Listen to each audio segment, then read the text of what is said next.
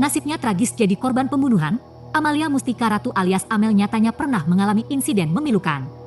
Jauh sebelum tragedi kasus Subang, Amel rupanya sempat nyaris meregang nyawa. Hal itu membuat ibunda Amel, Tuti Suhartini, mati-matian berkorban. Apa yang pernah terjadi pada Amel? Bertetangga dekat hingga rumahnya bersebelahan, cucu tahu betul hubungan keluarga mendiang Tuti. Terlebih semasa hidupnya, Tuti dan Amel sering belanja di warung milik cucu yang letaknya di sebelah rumahnya. Diingat cucu, mendiang Tuti dan Amel sama-sama berperilaku ramah dan baik hati. Sama tetangga itu baik, ramah, dermawan, lembut orangnya Bu Tuti. Pungkas cucu dilansir tribunnewsbogor.com dari tayangan YouTube Heri Susanto, Minggu, 12 November 2023. Lalu khusus untuk Amel, cucu masih hafal betul adik dari Yoris tersebut. Diakui cucu, Amel adalah wanita cantik yang manja serta senang anak kecil dan kucing. Kalau Neng Amel itu orangnya manja, kemayu, baik, yang mencolok dari Neng Amel itu manja, kata cucu. Kerap mengobrol dengan Tuti dan Amel, cucu teringat akan sebuah kejadian. Bahwa saat masih SMA, Amel pernah nyaris meregang nyawa gara-gara kecelakaan. Ya, Amel pernah terjatuh dari motor hingga membuat kelingking di kakinya patah. Atas kejadian tersebut, Tuti pun panik dan langsung membawa putri tercintanya itu berobat. Dulu pernah kejadian Neng Amel jatuh dari motor waktu SMA, kelingkingnya patah. Terus nginep di bengkel patah tulang Pak Haji di Mayang Cisalak, ujar cucu. Demi kesembuhan Amel, Tuti sampai mati-matian berkorban. Yakni Tuti berbulan-bulan menunggu putrinya berobat patah tulang. Sampai ditungguin, Pak Haji bilang ke mamahnya, "Tuti, Bu, sayang anak cewek sampai ditungguin.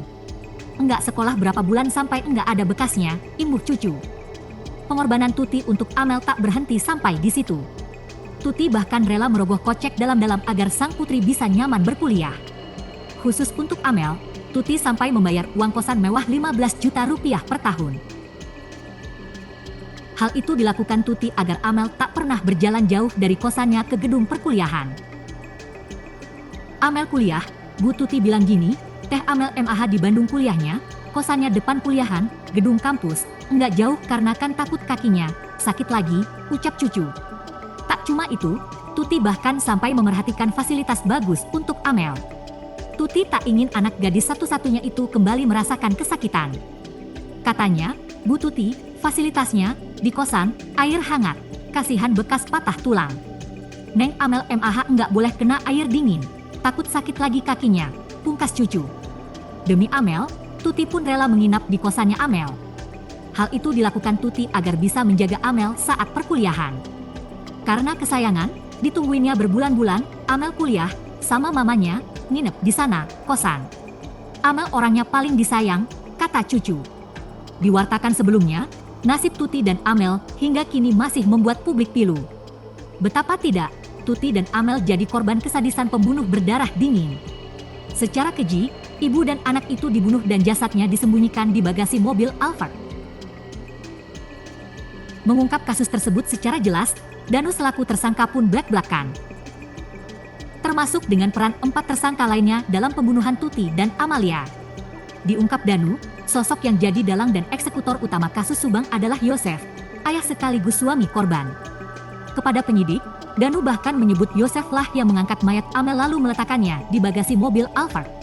Sementara kata Danu, jasad Tuti diseret lalu diangkat oleh 4 tersangka termasuk dirinya, yakni oleh Yosef, Arigi, dan Abi anak Mimin. Terkait pengakuan Danu, penyidik Polda Jabar masih melakukan penyelidikan. Dalam waktu dekat, pihak kepolisian bakal menggelar rekonstruksi.